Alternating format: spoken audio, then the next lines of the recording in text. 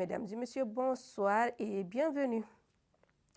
Au cours de ces dernières années, le Mali, comparativement aux autres pays, a gagné des points dans la lutte contre la corruption. D'après le rapport de Transparency International, malgré l'effort du gouvernement pour lutter contre la corruption, elle reste un problème majeur et un phénomène qui affecte le pays. Quelle politique adopter afin d'éradiquer définitivement cette pratique qui gangrène notre société?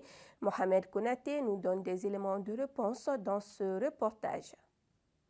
La corruption, selon la définition reçue, est l'effet pour une personne d'offrir ou de recevoir un avantage illégal pour influencer une décision. Perçue sous plusieurs formes, ces phénomènes ont des conséquences néfastes bien réelles. La pratique qui s'enracine dans les gestes quotidiens devient une déferlante dont les victimes se multiplient de manière fulgurante dans notre société.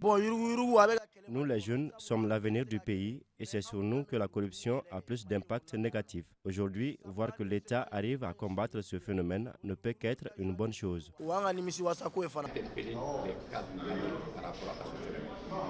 sommes à 98% responsables de tout ce qui est par rapport à la corruption. Il faut qu'on change l'homme malien. Il faut qu'on change la nature de l'individu. Il faut qu'on revienne à nos valeurs anciennes. Les attentes de la population aujourd'hui d'abord c'est deux choses. Restaurer la confiance entre gouverneurs et gouvernants, diminuer l'écart qui existe entre les pauvres et les riches sur une base de l'égalité et une base de justice. Il faut que la corruption soit combattue au Mali. Cela permettra à nos enfants et petits-enfants de vivre dans la transparence. Si l'État œuvre pour combattre la corruption, la population doit l'accompagner dans sa mission. C'est en unissant nos forces qu'on peut la combattre.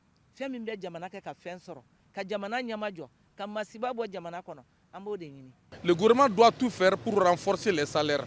Parce que les salaires, c'est ce qui permet aux gens de ne pas voler. La corruption, la base de la corruption, souvent c'est le moyen qu'on donne aux gens mensuellement. Des associations aussi prennent activement part à la lutte contre la corruption au Mali. Plusieurs d'entre elles collaborent avec les autorités afin de sensibiliser et proposer des solutions concrètes. À travers leurs analyses, elles affirment que la corruption constitue un frein majeur au développement social, économique et même environnemental. Le danger de la corruption sur l'économie, ça permet de ne pas enflouer les caisses de l'État. Donc cela peut engendrer de telle sorte que si c'est l'État ne pourra pas investir, l'État ne pourra pas renouveler les infrastructures, l'État ne pourra pas augmenter les salaires. Donc l'État ne pourra pas aussi alors jouer les services de base sociaux dont il devrait faire face. Par exemple la santé, par exemple l'éducation, par exemple l'entretien des routes. Donc tout ça va rester comme tel et sans que alors ça ne soit bien fait. Et d'autres seront tellement pauvres et qu'ils seront considérés comme des misérables, même pour avoir à manger, pour avoir de l'eau potable, pour avoir à soigner, et ça va créer ces problèmes-là. Et ça va aussi décrédibiliser l'État face à ses partenaires. Pourtant, la justice malienne affiche une volonté ferme de réprimer la corruption et il y a des faits établis. Le corrompu, le corrupteur sont tous dans l'infraction et ils doivent subir, comme on appelle, le travail de la loi. Et à plus de ça aussi, on parle de la concussion et on parle aussi de l'extorsion de fonds. Bon, tout ça, ça rentre dans le cadre, on appelle ça des délits et des crimes contre la propriété. Il y a des sanctions, on peut être jusqu'à ces sanctions criminelles, ça peut aller aussi au niveau de la cour d'assises, et là où on porte la robe rouge, et c'est pour te dire que la corruption, toutes ces gens que je viens de citer, c'est des cas criminels et ça doit être sanctionné sévèrement. À l'image de nombreux pays, le Mali également a érigé la lutte contre la corruption. C'est ainsi que des mécanismes ont été mis en place pour endiguer ces fléaux. Résultat, classé 137e, le pays progresse dans les classements 2024 de Transparency International et occupe désormais la 135e place au niveau mondial et le 33e en Afrique sur les 53 pays du continent. Le fait de créer une police spéciale par rapport à ça, et ça c'est le détournement lié au fonds de l'État. Et ensuite, il y a des structures de contrôle qu'on appelle le CLEI, qui est juste là pour l'enrichissement illicite. Et quand on voit au niveau comme on appelle, des blanchiments des capitaux. Et tout ça, il y a des structures qui contrôlent tout cela. Ça, c'est l'effort de l'État. Et l'État malien a commencé à gagner à peu près plus de 200 milliards qui rentrent dans les caisses de l'État à cause de ces services-là qui font leur travail. Parce que l'État malien s'est engagé à travers la création de plusieurs services. Donc on sent quand même une volonté politique qui est là, qui n'a pas commencé maintenant, mais qui a commencé longtemps. Mais les fruits sont en train de tomber. Le président aussi a pris une loi très favorable qui est la digitalisation de l'administration. Et à travers la digitalisation de l'administration, donc on a dit que l'État est parvenu même à faire rentrer 3 000 milliards qui n'étaient pas contrôlés par l'État ne maîtrisait pas. Si de nombreux citoyens saluent déjà les efforts engagés par les autorités dans la lutte contre la corruption, les spécialistes estiment que cela reste encore insuffisant. Pour les sociologues que nous avons rencontrés sur l'application des sanctions plus sévères et dissuasives pour freiner durablement ces fléaux. Alors, dans le domaine scolaire, par exemple, s'il y a la fraude, s'il y a les notes de complaisance, si on triche dans les examens, ça crée la médiocrité. Vous verrez que les étudiants, les scolaires, les écoliers ne vont plus s'adonner au travail comme il le faut. Il n'y aura plus d'esprit de compétition. Vous savez, il y a juste 5 ou 6 ans aujourd'hui, si on lançait un concours au Mali, il y a des jeunes qui ne participaient pas au concours. Ils se disaient que les dés étaient déjà lancés, que les résultats étaient déjà connus. Parce qu'ils se disent quoi? Ils sont issus de familles pauvres, ils n'ont pas de relations, ils n'ont pas de bras longs. Donc c'est un laxisme. On veut faire avaler la pilule aux gens, ce n'est pas vrai. C'est un problème d'impunité, fondamentalement. C'est vrai qu'il y a d'autres facteurs qui concourent à ça. On ne sanctionne pas. À chacun sa méthode de lutte, de riposte contre la corruption. Pour certains, il faut encourager les retours à nos pratiques ancestrales qui, selon, comportent plus de vertus à même de constituer une barrière solide contre la corruption, un mal en passe de gangréner nos sociétés. Toujours à l'occasion de la Journée mondiale de lutte contre la corruption, une de nos équipes est allée à la rencontre des citoyens pour recueillir leur avis sur ce phénomène. Nous retrouvons Mohamed Kounaté.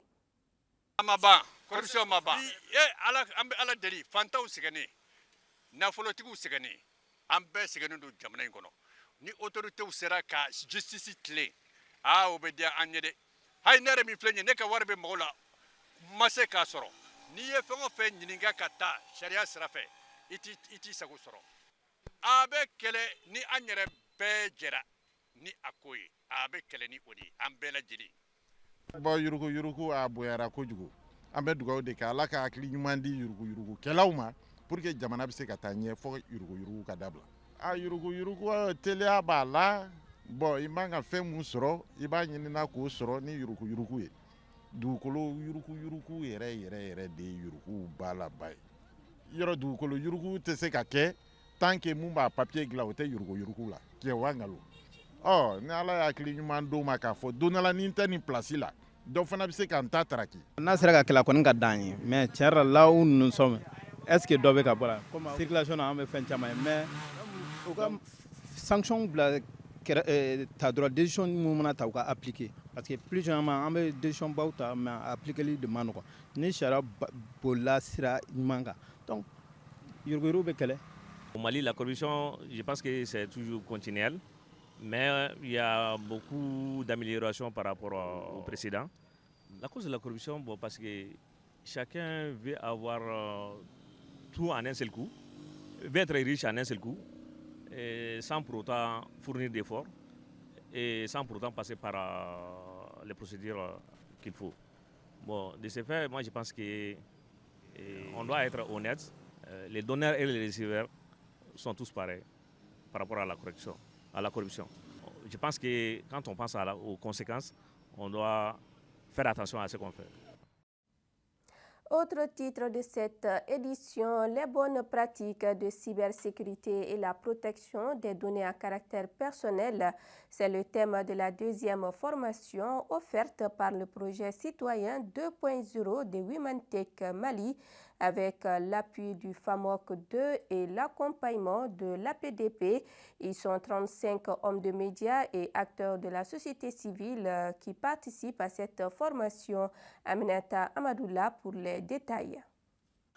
Après une première formation sur la citoyenneté numérique, le projet Citoyen 2.0 de Women Tech Mali entame sa deuxième phase. Cette session se tient sous le thème « Les bonnes pratiques de cybersécurité et la protection des données à caractère personnel ». Pendant 3 jours, ce sont 35 hommes des médias et acteurs de la société civile qui y prennent part. En fait, la formation va essentiellement se baser sur les ateliers pratiques afin que même les participants puissent identifier les risques et puis les solutions palliatives aux problèmes sur la toile.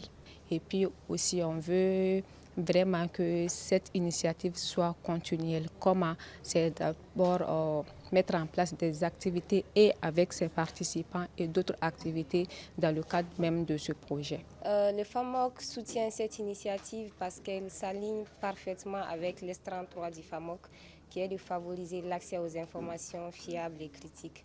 Nous vivons dans un monde digitalisé, un monde numérique, donc il est très important d'apprendre des pratiques, d'acquérir des connaissances qui peuvent nous permettre de naviguer sur l'espace numérique de façon consciencieuse. Voilà des outils et techniques qui sont mis à la disposition des participants afin de permettre à ces derniers de déceler le vrai du faux en termes d'information, et ce, afin de limiter la propagation de nouvelles non exactes. La société civile, elle peut avoir plusieurs intérêts, plusieurs importances. Déjà d'être bien outillé pour comment bien sécuriser ses données personnelles à nous-mêmes, et puis comment partager des informations, comment relayer les bonnes informations, surtout à partir au moment où nous vivons actuellement, avec des crises, avec la crise que connaît le Mali. C'est tellement important de pouvoir transmettre ou de partager des bonnes informations surtout. Alors, ce n'est pas ma première formation sur le numérique. Moi, je suis quelqu'un qui adore le numérique et à chaque fois qu'il y a l'opportunité de me former là-dessus, je saute sur l'occasion et je me dis que plus on avance, plus tout sera interconnecté. Donc, il faudrait apprendre les compétences de base pour être en phase avec le monde actuel. Parce qu'aujourd'hui, ça avance. On parle de numérique, mais on parle encore plus d'intelligence artificielle. Donc, il faut être en phase avec ça. Outiller les hommes des médias et les acteurs de la société civile sur les bonnes pratiques de cybersécurité et la protection des données à caractère personnel est un rempart érigé contre la désinformation et les mauvaises propagandes. Un mot de sport à présent. Les finales de la Coupe du Mali de tennis de table ont été jouées ce week-end au centre Olympa Africa de Banankabuku. 2 catégories étaient concernées. Les finalistes ont été d'un bon niveau technique. C'est ce que nous dit Siragatou Sissé. La Coupe du Mali est un événement majeur à l'agenda de la Fédération malienne de tennis de table. En organisant cette 7e édition, la fédération suit son programme d'activité annuel. Ils sont 30, 20 garçons et 10 filles à se battre pour la conquête des trophées en Coupe du Mali de tennis de table. En série filles, la paire Kadiatou Fall Mariam de Milimino bat celle composée d'Assitan Koulibaly Kumba Maïga de Doumanzana 2-7-0. En série garçons, le duo Ismaël Doumbia Ibrahima Koïta de Doumanzana domine 2-7-0 Moussa Traoré Amadou Traoré du lycée sportif Ben Omar Sy, sous le regard admiratif de l'assistance. Je vois que les jeunes sont en train de maîtriser les techniques et puis la façon de jouer le tennis de table.